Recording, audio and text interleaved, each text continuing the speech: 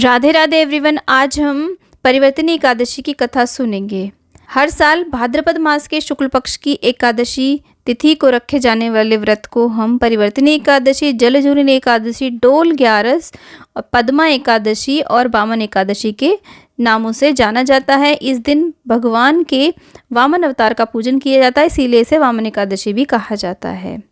तो इस व्रत की कथा अवश्य रूप से सुननी चाहिए, तभी हमारी पूजा संपूर्ण मानी जाती है। तो बोले विष्णु भगवान की जय। हाथ में कुछ तिल लेने हैं या फिर आप पुष्प भी ले सकते हैं। खाली हाथ कथा नहीं सुननी चाहिए। पास में एक जल का लोटा भर करके रखें, उसके बाद ही आप कथा सुने। कथा सुनते समय हुंकारे अवश्य भरें। तो कथा इस प्रकार से है। एक बार युधिष्ठिर ने भगवान श्री कृष्ण से भाद्रपद शुक्ल पक्ष की एकादशी के व्रत के महत्व और पूजा विधि के बारे में विस्तार से बताने को कहा। तब भगवान श्री कृष्ण जी ने कहा, युधिष्ठिर से कहा कि जो भी व्यक्ति परिवर्तनी एकादशी के दिन भगवान श्री विष्णु के वामन स्वरूप की पूजा करता है, उसे तीनों लोकों की पूजा करने का फल मिलता है। इस व्रत की कथा त्रेता युग की है। उस समय बलि नाम का भगवान विष्णु का परम भक्त था। उसने अपने बल से तीनों लोकों को जीत लिया। उसने इंद्र समेत सभी देवों को भी जीत लिया था। तब इंद्र समेत सभी देव भगवान विष्णु के पास गए और अपनी समस्या के लिए उन्होंने बोला और बलि से मुक्ति की प्रार्थना करने लगे। तब भगवान विष्णु ने अपना वामन अवतार लिया। वामन अवतार में वो बहुत ही छोटे से ब्राह्मण थे, एक नाटे कद वाले ब्राह्मण थे, और बलि के पास में वो 3 पग भूमि दान मांगने के लिए पहुंच गए। बलि भगवान के ऐसे छोटे से स्वरूप को पहचान न सका और ब्राह्मण देव ने जब बलि से 3 पग भूमि दान में मांगी तो बलि ने उनका उपहास किया।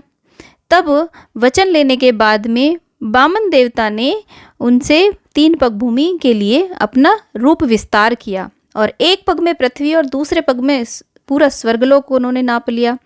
अब वामन देव ने बलि से पूछा कि तीसरा पग कहाँ रखें, तो उसने अपना सिर आगे बढ़ा दिया। वामन देव ने जैसे ही तीसरा पग उसके सिर पर रखा तो वह पाताल लोक को चला गया।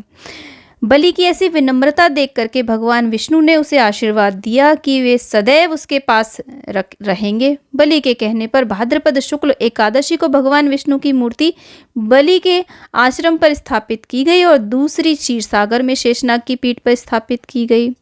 तो इस प्रकार से इसी दिन से विष्णु भगवान अपनी करवट बदलते हैं, इसलिए इसका नाम परिवर्तनी एकादशी कहा जाता है। इस दिन व्रत और पूजन करने से स्वर्ग लोक में स्थान मिलता है और सभी पाप मिट जाते हैं। जो इस व्रत कथा को सुनता है, सुनाता है, उसे हजारों अश्वमेध यज्ञ का फल भी प्राप्त होता है।